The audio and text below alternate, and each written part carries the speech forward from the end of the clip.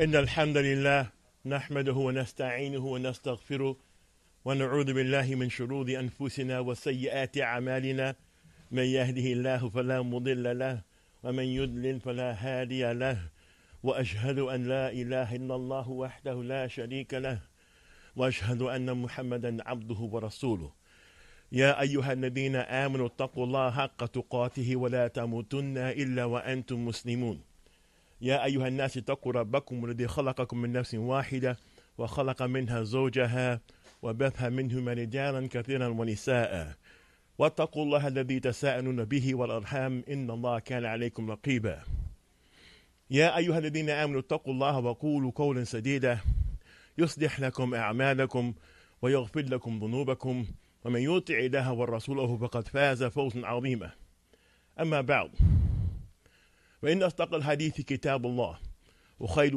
هدى محمد صلى الله عليه وسلم وشر الأمور محدثاتها وكل محدثة بدعة وكل بدعة ضلالة وكل ضلالة في النار. بسم الله الرحمن الرحيم. On behalf of the Masjid and Dawah al-Tawheed, I apologize for my tardiness and being late today. I know this is not the usual case. Barakallahu feekum. And I ask Allah subhanahu wa ta'ala to reward you for your patience. عن أبي ذر الغفاري رضي الله عنه عن النبي صلى الله عليه وسلم فيما يرويه عن ربه تبارك وتعالى أنه قال: يا عبادي إني حرمت الظلم على نفسي وجعلته بينكم محرما ولا تظالموا. On the authority of Abu Dharr al-Ghafari, may Allah be pleased with him, from the Messenger of Allah sallallahu alaihi wasallam, when he reported on his Lord Azza wa Jal that he said, O my servants, I have forbidden dhulm, oppression, for myself, and I made it forbidden amongst you. So do not oppress one another.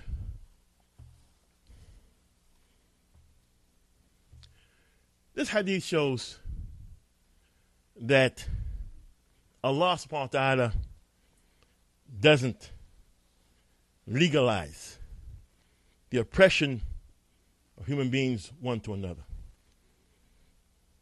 And there are no exceptions to that.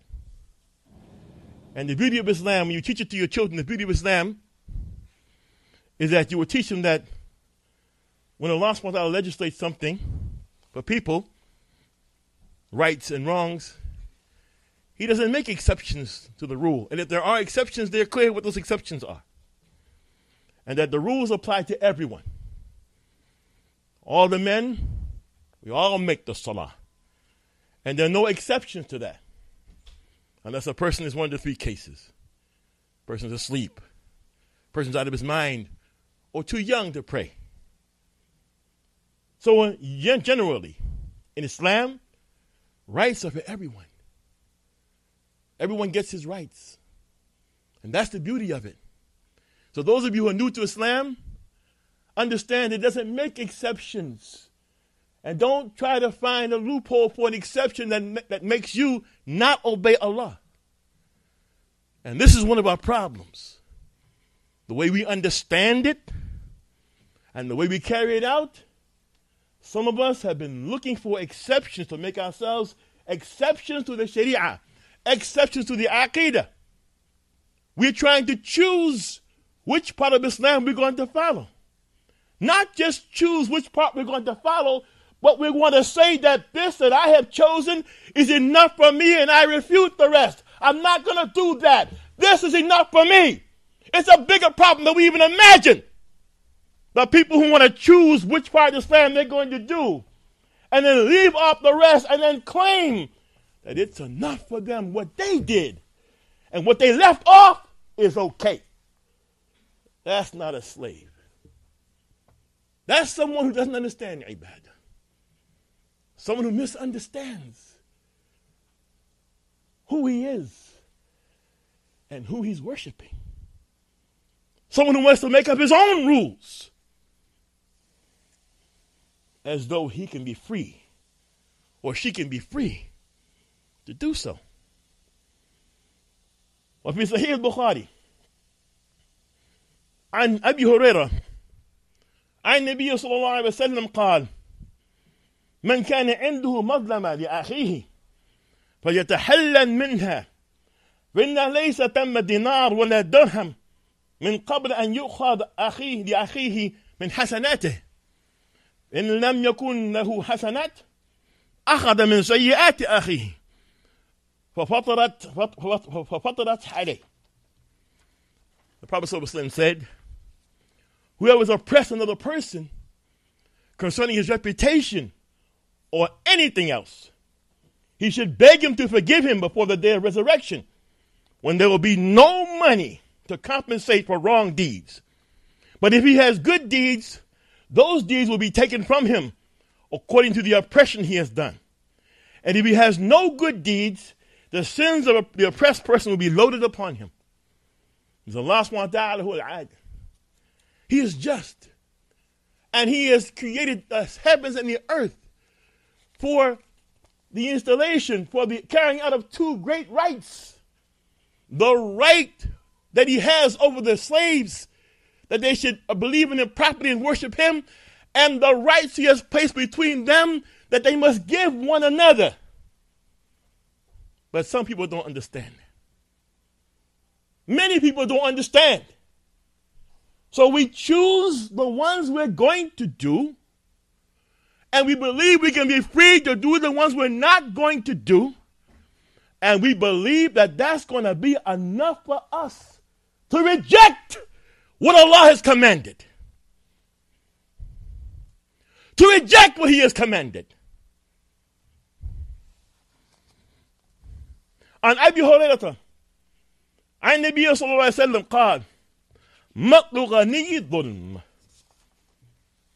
وإذا اتبع أحدكم على مريء فليتبع. For instance, the Messenger of Allah clearly said, procrastination, delay in paying debts by a wealthy person is injustice.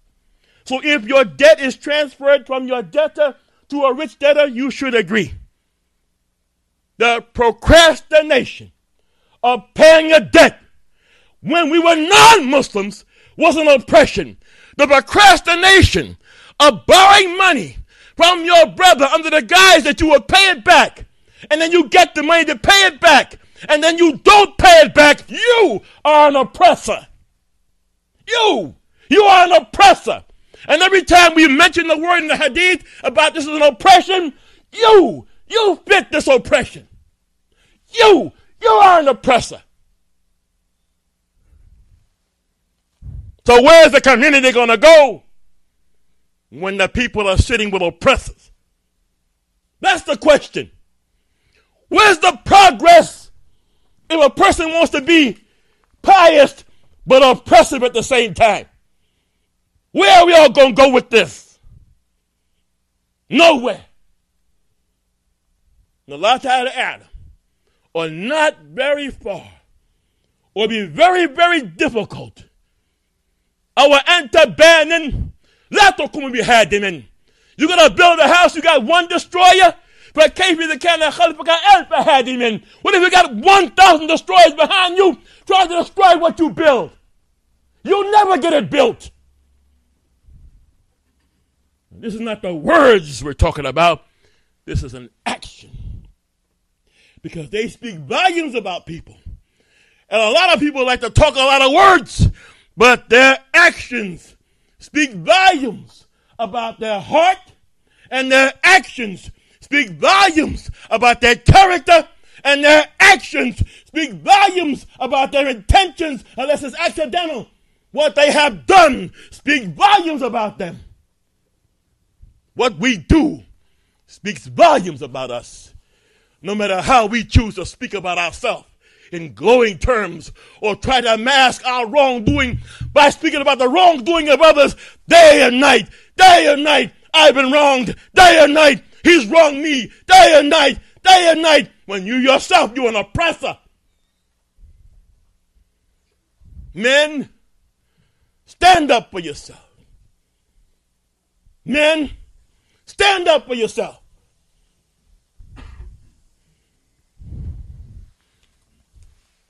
قال حافظ ibn Hajar said, Marad bil ghani.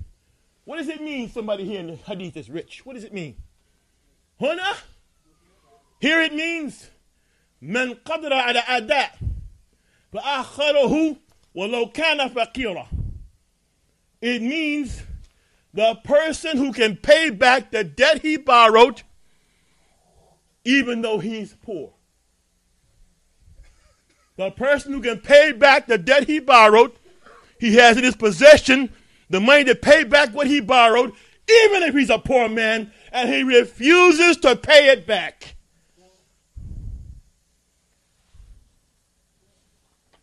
ومعنى means أنه يجب وفاء الدين ولو كان مستحق غنيا. It means that it's wajib, it's obligatory to pay back loans, even if the one you borrowed it from is a rich person, because you know some of us have been cultivated to hate wealthy people. Oh, now. Oh, yes. The jails are full of people who hate wealthy people. You and I were cultivated to hate the rich. We call it being filthy rich, or so-and-so is filthy rich, or he's a fat cat, and he got this and he got that. Well, in Islam, that doesn't go. Because Allah subhanahu wa ta'ala is the one who gives the person what he has.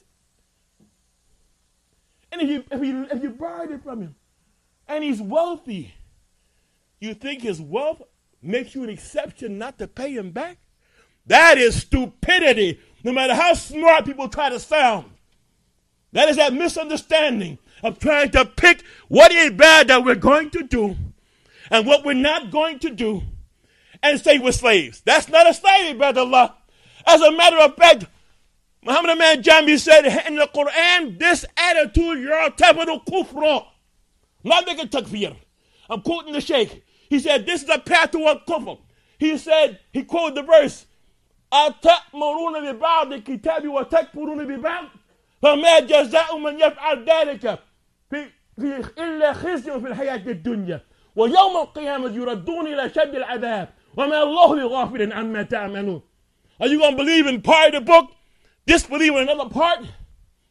The reward for one who tried to do this, he will be humiliated in hayat dunya, and he will go back to a painful punishment the day of judgment. And Allah does not forget what people do. And all the smoke screens and fast talk is not going to make Allah forget.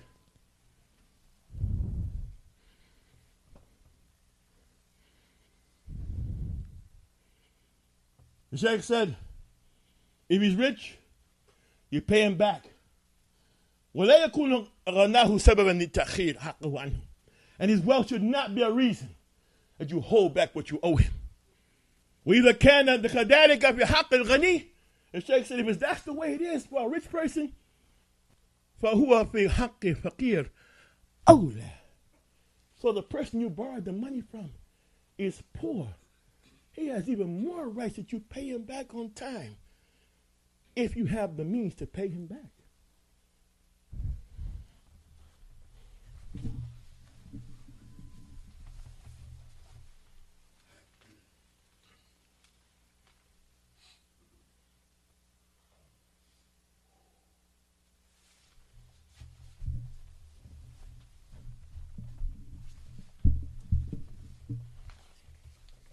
الحمد لله رب العالمين والصلاة والسلام على نبينا محمد وعلى آله وصحبه أجمعين. Question: ما حكم مماطلة في تسديد الدين? What is the ruling about someone who holds back paying the debt when he has the means to do so? What is the ruling about this person? Answer: من كان قادرا على وفاء لدينه فإنه يحرم على مماثله في تسديد ما وجب في ذمته إذا حال أحله. Sheikh said that the person, it's haram for that person to hold back the payment of that debt. He's supposed to pay the debt. It's haram for him to hold back the payment of the debt when the time comes to pay it. And then he brought the hadith. He said, لِمَا وَرَاهُ أبو هريرة رضي الله عنه عن النبي صلى الله عليه وسلم أنه قال مطل غني الظلم. Procrastination of paying the debt is oppression. وإذا طُبِعَ أحدكم على ملي فليتبع. متفق عليه. Meaning reported in Bukhari and reported in Muslim. This hadith, meaning sahih, authentic law is what it is. For those of us who want clarity, and when we arrive at clarity, we act upon the clarity. For those of us who want clarity, for those of us who want to be jama'ah, these are the rights of the jama'ah. This is what keeps the love tight between people. This is what keeps the trust between people. Not picking and choosing what law you're going to follow. That's a bad misunderstanding. Very bad misunderstanding. It even shows that the aqidah, people who are making claims that they have aqidah, that even the aqidah is shaky. Because they somehow don't believe that they'll have to return to be punished for these things. That Allah Azza wa Jal will bring them to punishment and judgment for things they do. فعلى هذا من عليه دين يتبادر بوفاء ما في ذمته. So based upon this, people who owe, they should hurry to pay back what they owe. من حقوق الناس, from the rights of the people. وَلْيَتَّقِ اللَّهِ, and they should fear Allah. في ذلك قبل أن يفاجأه الأجر وهو معلق بدين ديون. And this should happen before the person suddenly dies and what's on him, he's hooked to that debt. Before a person suddenly dies and is hooked to that debt. They say, we don't live for this dunya only. So you got to teach your children about the universe, what Islam says about the heavens and the earth and the universe. And you got to teach your children what Islam says about human beings, why they're here and who they are. And you have to teach your children about life as Islam says life is, without the influence of what the other people say life is, or what they say the universe is. There's no Asgard. There's no Thor, God of thunder. You must teach. Each one teach one. Let that one you teach be your child. Stop grabbing those little boys by the hand, little girls by the hand. You, daddy, you be that teacher. And you be the example. And that seems to be the problem. You have to be a teacher. And a good teacher is a good example. You have to be the example. There's no welfare. You got to be the example. There's no WIC. You got to be the example. Section 8's not going to do it for you. You got to be the example. There's no state road. You have to do it. You have to stand up to the challenge. You must do it. The reality of the religion is that those who accept it accept this responsibility. And brothers and sisters, it's the responsibility of a parent to pass the proper Islam to his child. So that his child will be a generation that will come and have good Islam. Generations, my brothers and sisters. You must pass it on to the next generation without the influence of those who want to tell them, instead of what you tell them, what the facts are about the universe, about human beings, and about life. You must do it. Welcome, Islam.